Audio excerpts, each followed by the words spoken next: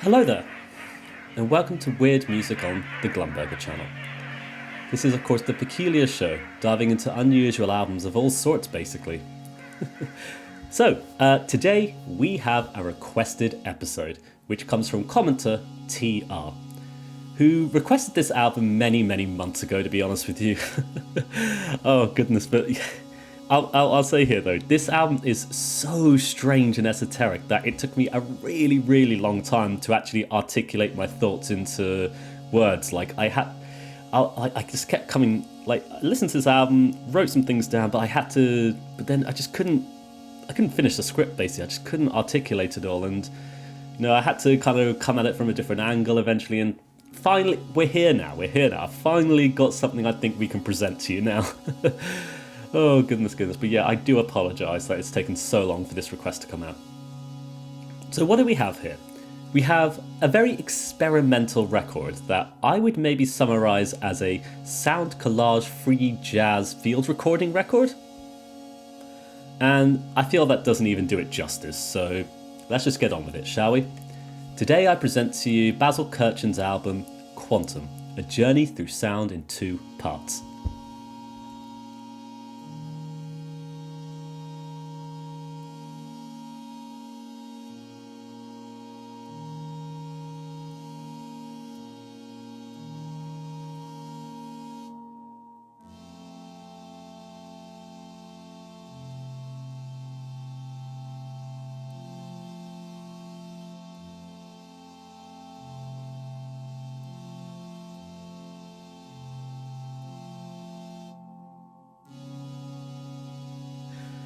Right then, feel free to ask the question with me if you so choose. Who is Basil Kirchin? Well, Kirchin is an English drummer and composer who's had a very vast career playing drums since his early teen years. And Kirchin's history and life is truly fascinating, with him starting his career as a drummer in his father's big band orchestra at Paramount Tottenham Court Road in London during the Second World War. And then following the war, Kirchin would play in many other bands basically before eschewing the music industry entirely in 1957, as the big band era started to end. And Kirchin would then go on into a journey of self-discovery, finding his own voice in the world of experimentation and found sounds. Mostly the sounds of animals from the local zoos, and somewhat controversially, autistic children from the school his wife worked at. We'll get into that a bit later. But yes, with this library of sounds though, Kirchin would explore experimentation throughout his life and produce a very eclectic body of work. So in today's episode, we're specifically looking at the album Quantum, a journey through sound in 2 parts, which is an experimental album originally created in 1973. And this is a very strange album, no doubt. It's one that is a bombardment of instruments, sound roots and field recordings, all packaged together into this very bizarre listening experience that is, I'll say, delightfully confusing. And so to get into it briefly though, Quantum has it's got 2 tracks though. You've got part 1, Once Upon a Time, and part 2, Special Relativity. And both of these recordings are kind of like sound collages, taking a great number of sounds and recordings and packaging them together into this one very strange yet bizarrely cohesive listening experience. It's like I would kind of compare it a little bit to how Godspeed You Black Emperor would structure their early songs, if this makes sense, where you have specific movements and they all go into each other though to create this long form listening experience. And so you get sort of like very different sounding things across the whole of the track, if that makes sense.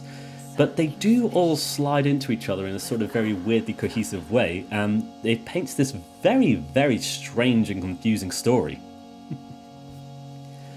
And so yeah, what I'll do here is though, I'll just go through the 2 tracks though briefly though, and sort of summarize the kind of sounds you'll hear through these various movements. So, track 1, you'll get very gentle electronic drones, with these spoken word passages, you know? Something special will come from me. The beautiful way to start off the album, I think. You also get the incredibly peculiar freeform jazz performances, offset by the natural sound of birds and animals just going about, basically.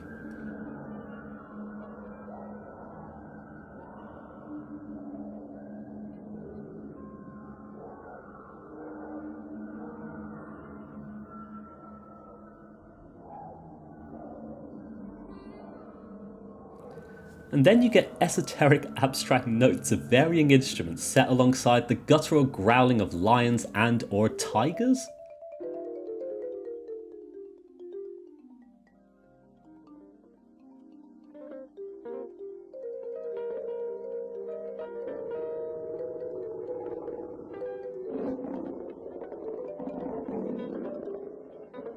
Very, very peculiar, very peculiar.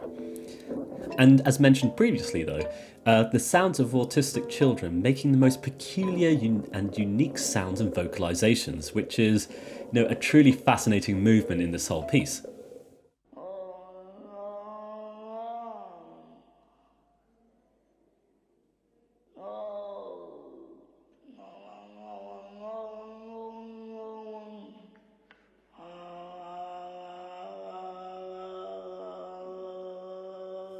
But also, would you believe actually that there, on this album though, there is a sort of Baroque medieval waltz around the maypole at one point?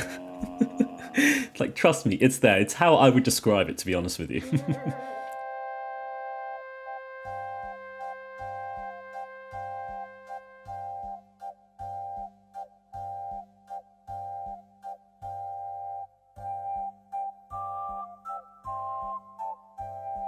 But as well as that, you've even got like this almost cinematic orchestra playing this incredibly intense sounding musical number that inspires both terror and awe at the same time.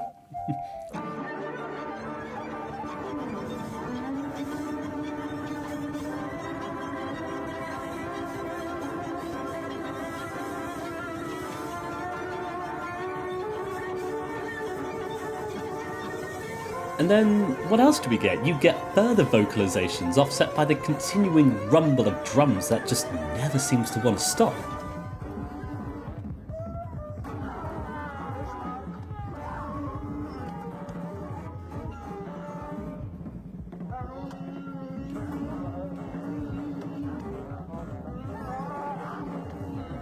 And then, what about an actual song?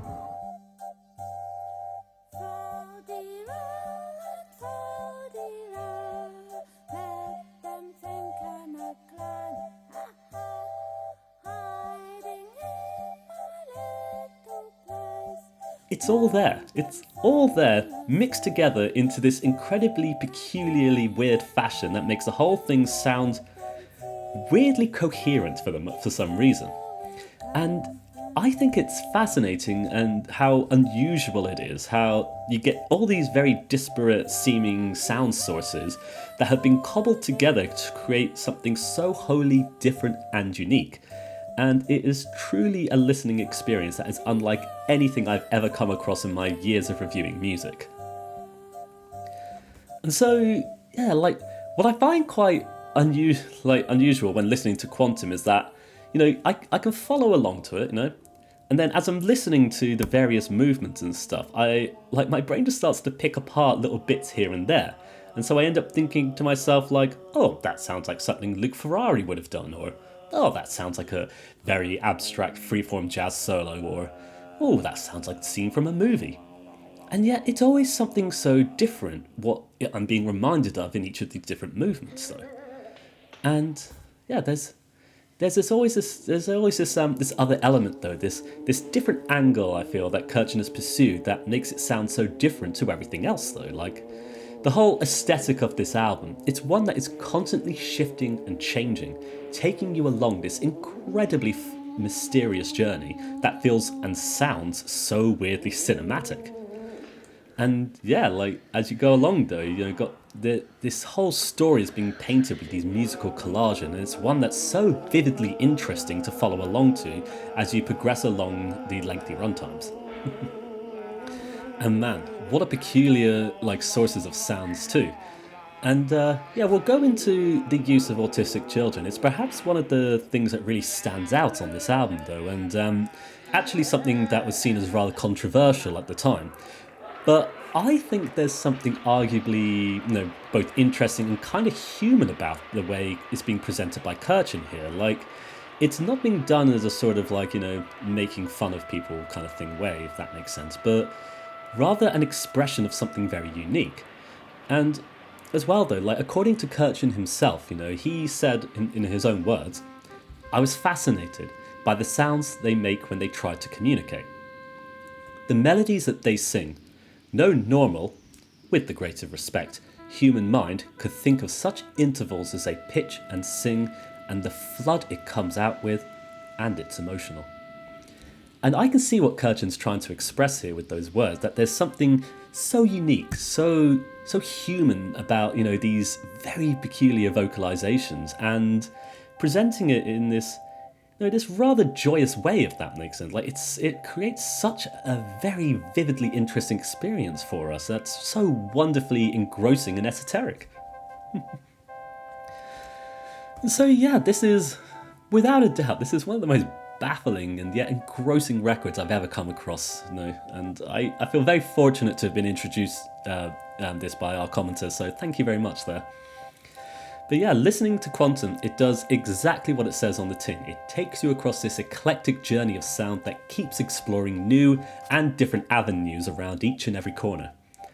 And yeah, it's a recording that sounds so absurdly ahead of its time, right? Like, I find it genuinely hard to believe that this was created in the 70s. Like, it's sounding so futuristic and conjures up such bizarre and strange imagery. It's really strange, and and diving further and further into what this album has to offer just indulges upon the strangeness. It just brings it up tenfold, basically. So, for instance, in my research for this album, I came across some text directly from Basil Kirchin himself, which, if anything, don't actually do anything to explain or unfold anything regarding the album itself, but instead just send it further and further down the rabbit hole. So, like the back of the CD, for example, it features this very lengthy text that is every bit as strange as the music hidden on the disc itself. And it's one of those texts that kind of conjures up the same kind of imagery and emotions as the music itself, mostly being confusion and bafflement, but also it being incredibly intriguing as well. And so, before we sign off though, there's actually another piece of esoteric writing from Kirchin that I'd like to mention though. And so, as far as I'm aware, when this album was released in 2003 by Trunk Records on vinyl, it came with an accompanying note from Kirchin himself to purchase of the album. At least I think so. And this letter itself is incredibly strange and unusual, but it helps to contextualize some of the experience of listening to Quantum, A Journey Through Sound in Two Parts. Now, I'm unsure if this letter was sent out to everyone who bought the record, or if it was just being sent to this particular person who, I'll say thanks now for uploading this picture to Discogs, as this is a wonderful piece of context. But yet, regardless of so, though, this is a very interesting piece of context and information that feels a little bit more direct and yet arguably more abstract than the text on the back of the CD. And so the text is as follows. 2003. Hello, friend. Thank you for your interest in this aspect of my work. Not as many select it as other works of mine, which shows you are a discerning music lover. I am going to take a chance you'll understand if I say that in having to explain the actualities of this particular kind of music, one finds oneself repeating over and over again the same technicalities, logistics, how it was done, and so on. Instead, I will tell you the abstracts of it, how I realized it. 834th of a second before thought came roaring into that world was full, totally full of music, all around of living organisms and objects of mass not alive. You hear an iron gate slam shut. It's a chord. Maybe good, maybe dissonant, but nevertheless a chord, and on and on. Truly, our four dimensions are full of sound, and music is sound. One could make a mosaic if one knew how. Out of all this, opening up areas of infinite infinities for creating music out of it. Oh, the wonder of it all. So although it may not be apparent on first read, I think you will find that I have told you everything, just not in a scientific technical way, but leaving it open for you to find in whatever, wherever, for yourself personally. Have good journeys, first time and thereafter. Kind regards, Basil.